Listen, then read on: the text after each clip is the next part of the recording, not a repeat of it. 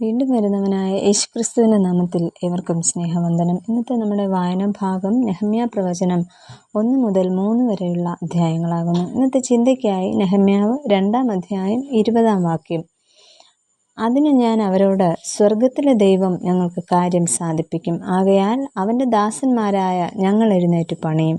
നിങ്ങൾക്കോ യെരൂശലേമിൽ ഒരു ഓഹരിയും അവകാശവും ജ്ഞാപകവുമില്ല എന്നുത്തരം പറഞ്ഞു. തകർക്കപ്പെട്ട മതിലുകളും പണിയപ്പെടുന്ന വിശ്വാസവും എന്ന ചിന്തയാണ് ഇന്നത്തെ വായനാ ഭാഗത്ത് നാം കാണുന്നത്.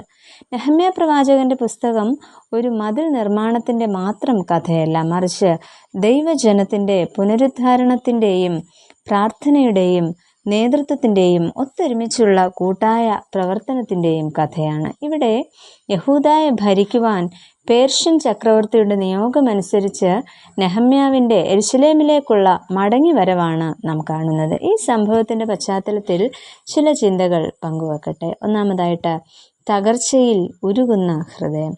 പേർഷ്യൻ രാജാവായിരുന്ന അർത്ഥശ്രേഷ്ടാവിൻ്റെ കൊട്ടാരത്തിലെ വിശ്വസ്തനായ ഒരു ഉദ്യോഗസ്ഥനായിരുന്നു നെഹമ്യാവ്. രാജാവിന് വീഞ്ഞു വിളമ്പുന്ന പാനപാത്രവാഹകൻ എന്ന പദവിയായിരുന്നു അദ്ദേഹത്തിന് ഉണ്ടായിരുന്നത്. അദ്ദേഹം ശൂഷൻ രാജധാനിയിലിരിക്കുമ്പോൾ യഹൂദയിൽ നിന്ന് വന്ന ചില വ്യക്തികളിൽ നിന്നും പ്രവാസത്തിൽ നിന്ന് തെറ്റി ഒഴിഞ്ഞുപോയ യഹൂദന്മാരെക്കുറിച്ചും യെരൂശലേമിനെക്കുറിച്ചും അറിയുന്നു. എന്നാൽ യെരൂശലേമിൻ്റെ മതിലുകൾ തകർന്നു കിടക്കുന്നു എന്ന വാർത്ത അദ്ദേഹത്തെ ഏറെ തളർത്തുകയുണ്ടായി.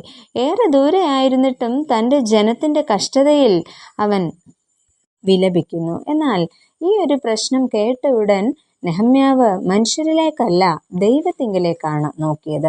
തുടർന്ന് തൻ്റെയും തൻ്റെ പിതാക്കന്മാരുടെയും പാപങ്ങളെ ഏറ്റുപറഞ്ഞ് അദ്ദേഹം ഉപവസിച്ച് പ്രാർത്ഥിക്കുന്നു. ഇത്തരത്തിൽ ദൈവരാജ്യത്തിൻ്റെ തകർച്ചകൾ കണ്ട് നമ്മുടെ ഹൃദയം നൊമ്പരപ്പെടാറുണ്ടോ? രണ്ടാമതായിട്ട്, ഐക്യത സാധ്യമാകുന്ന മനോഭാവം. പ്രാർത്ഥനയോടെ കാത്തിരുന്ന നെഹമ്യാവിന് രാജാവിൻ്റെ കൃപയും അനുമതിയും ലഭിക്കുന്നു. തുടർന്ന് ഐക്യതയിൽ ജനത്തെ കൂട്ടിവരുത്തുകയും പുരോഹിതന്മാർ, പ്രഭുക്കന്മാർ, സ്വർണ്ണപ്പണിക്കാർ, തൈലക്കാർ, സ്ത്രീകൾ തുടങ്ങിയ എല്ലാവരും ഈ ജോലിയിൽ വ്യാപൃതരാകുന്നതായിട്ട് കാണുന്നു. പലരും തങ്ങളുടെ ഭവനങ്ങൾക്ക് നേരെയുള്ളവ പണിതു തീർക്കുന്നു. അങ്ങനെ വിവിധ മേഖലകളിൽ എല്ലാവരും ഐക്യതയോടെ പ്രവർത്തിച്ചു. 3-ാം അധ്യായത്തിൽ വിവിധ വ്യക്തികൾ മതിൽ പണിയുന്നതിൻ്റെ ഒരു പട്ടികയാണ് നാം കാണുന്നത്. എല്ലാവരും ഒരേ ജോലി ആയിരുന്നില്ല ചെയ്തത്, എന്നാൽ എല്ലാവരും ഐക്യത്തോടെ ഒരേ ലക്ഷ്യത്തിനായി അധ്വാനിച്ചു.